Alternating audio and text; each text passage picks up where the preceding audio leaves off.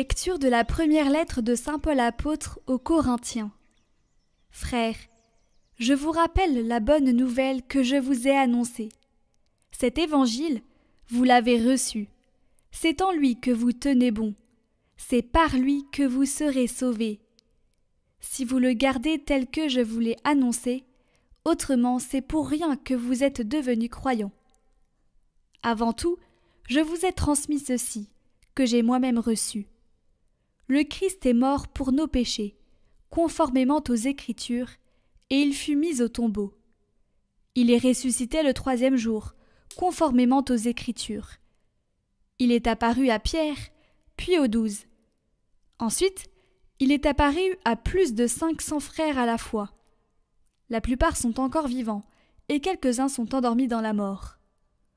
Ensuite, il est apparu à Jacques, puis à tous les apôtres. Et en tout dernier lieu, il est même apparu à l'avorton que je suis. Car moi, je suis le plus petit des apôtres.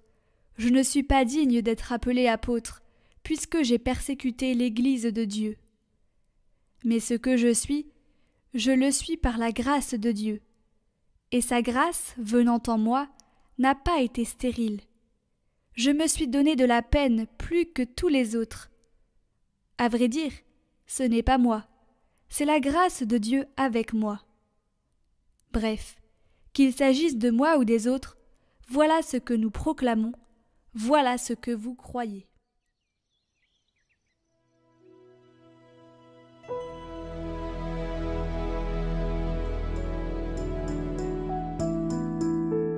Rendez grâce au Seigneur, il est bon, éternel est son amour. Oui, que le dise Israël, éternel est son amour. Que le dise la maison d'en haut, éternel est son amour. Qu'ils le disent ceux qui craignent le Seigneur, éternel est son amour. Le bras du Seigneur se lève, le bras du Seigneur est fort. Non, je ne mourrai pas, je vivrai pour annoncer les actions du Seigneur. Il m'a frappé, le Seigneur, il m'a frappé, mais ça m'est livré à la mort. La pierre qu'ont rejetée les bâtisseurs est devenue la pierre d'angle.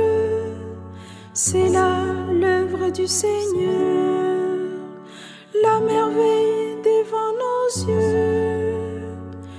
Voici le jour que fit le Seigneur, qu'il soit pour nous jour de fête et de joie. Rendez grâce au Seigneur, il est bon, éternel est son amour.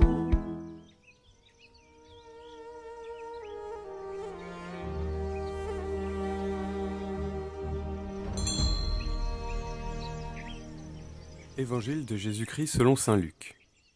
En ce temps-là, un pharisien avait invité Jésus à manger avec lui. Jésus entra chez lui et prit place à table. Survint une femme de la ville, une pécheresse. Ayant appris que Jésus était attablé dans la maison du pharisien, elle avait apporté un flacon d'albâtre contenant un parfum. Tout en pleurs, elle se tenait derrière lui, près de ses pieds, et elle se mit à mouiller de ses larmes les pieds de Jésus. Elle les essuyait avec ses cheveux, les couvrait de baisers, et répandait sur eux le parfum.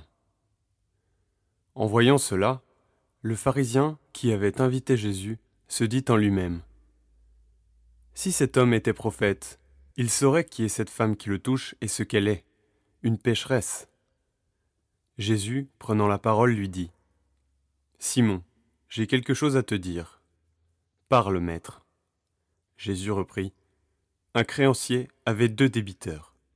Le premier lui devait 500 pièces d'argent, l'autre 50.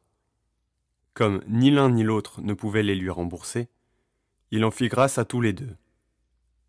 Lequel des deux l'aimera davantage ? Simon répondit : Je suppose que c'est celui à qui on a fait grâce de la plus grande dette. Tu as raison, lui dit Jésus. Il se tourna vers la femme et dit à Simon : Tu vois cette femme ? Je suis entré dans ta maison, et tu ne m'as pas versé de l'eau sur les pieds. Elle les a mouillés de ses larmes et essuyés avec ses cheveux. Tu ne m'as pas embrassé. Elle, depuis qu'elle est entrée, n'a pas cessé d'embrasser mes pieds. Tu n'as pas fait d'onction sur ma tête. Elle a répandu du parfum sur mes pieds. Voilà pourquoi je te le dis. Ses péchés, ses nombreux péchés, sont pardonnés, puisqu'elle a montré beaucoup d'amour. Mais celui à qui on pardonne peu, montre peu d'amour. Il dit alors à la femme : Tes péchés sont pardonnés. Les convives se mirent à dire en eux-mêmes : Qui est cet homme qui va jusqu'à pardonner les péchés ? Jésus dit alors à la femme : Ta foi t'a sauvée, va en paix.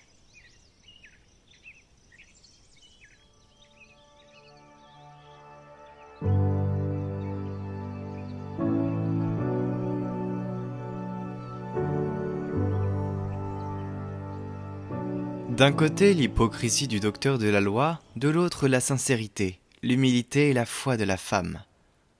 Nous sommes tous pécheurs.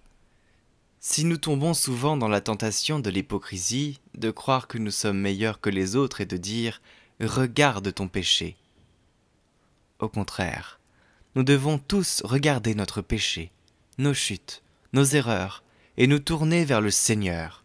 C'est la ligne du salut, la relation entre moi, le pécheur, et le Seigneur. Si je me sens juste, cette relation de salut n'a pas lieu. Vers toi, j'élève les yeux, Seigneur, j'ai besoin de toi. Toi, mon âme est tout agitée, qui donc pourra me sauver ?